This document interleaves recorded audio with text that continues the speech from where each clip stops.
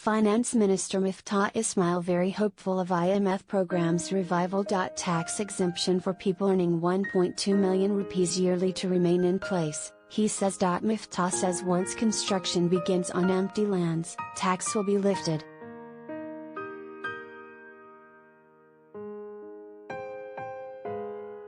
Islamabad, Federal Minister for Revenue and Finance Miftah Ismail said Monday that the stalled International Monetary Fund's (IMF) Extended Fund Facility (EFF) would be revived within a day or two.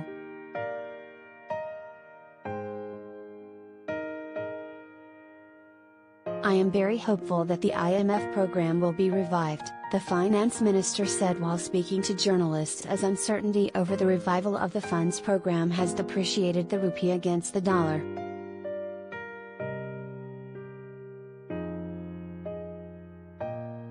The authorities in the finance ministry were expected to conclude the staff-level agreement by Sunday, June 19, on the basis of revenue and expenditure measures that could deliver next year's primary budget, the difference between revenues and expenditures, excluding interest payment, in 152 billion rupee surplus.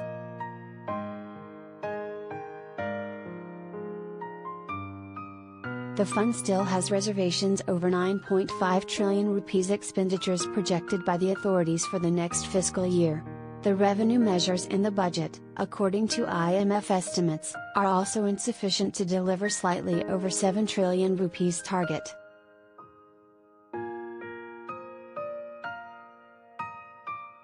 The government took the toughest measures to end fuel subsidies and hike the petrol, oil, lubricants, prices up to unprecedented levels in order to convince the fund to revive the program.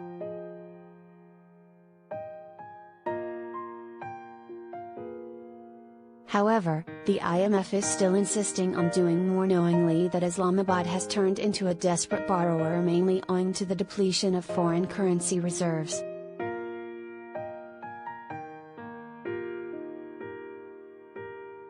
The finance minister told journalists that the government aims at taxing the wealthy and providing relief to the poor through the budget for the fiscal year 2022-23.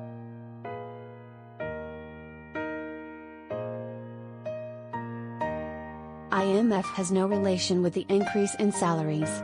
Also, the tax exemption to the people earning below 1.2 million annually will remain in place, the finance minister said.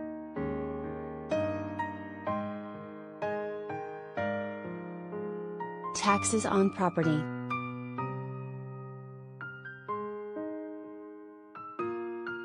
Miftah, talking about the proposed taxes on property, said that once construction begins on an empty plot, it will be exempted from taxes.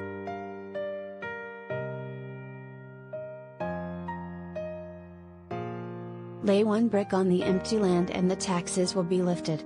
But we will not impose a tax on anyone who has not acquired the possession of a plot or has not received the permission to start construction on it, he said.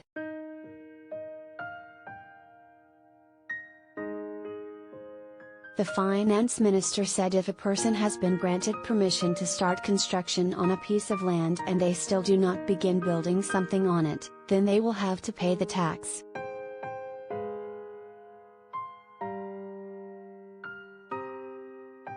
In the coalition government's first budget, the finance minister proposed a 15% capital gains tax on immovable property for a one-year holding period, which will be reduced by 2.5% for every additional year.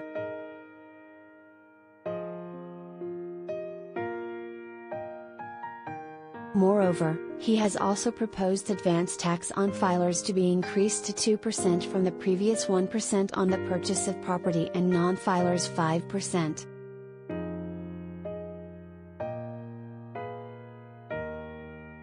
Repeat continues slide.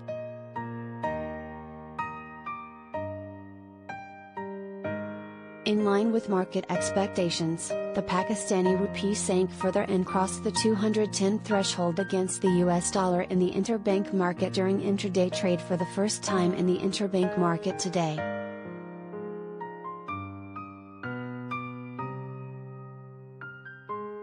in the interbank market after losing 1 rupee and 21 paise, or 0.65%, according to the State Bank of Pakistan, SBP.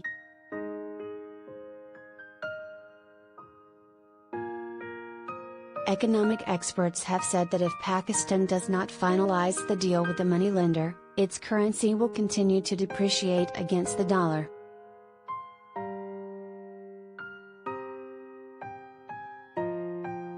The currency will continue to fall until Pakistan manages to strike a staff-level agreement with the International Monetary Fund, IMF, a Commodities Director Adnan Agar said while speaking to Geo.tv.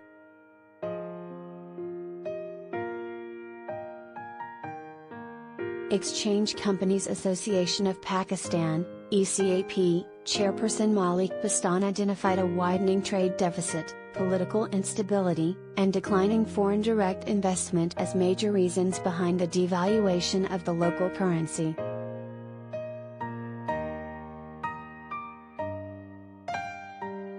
Political stability is key for economic development, he said, adding that former Prime Minister Imran Khan's call for another long march may adversely affect the rupee-dollar parity.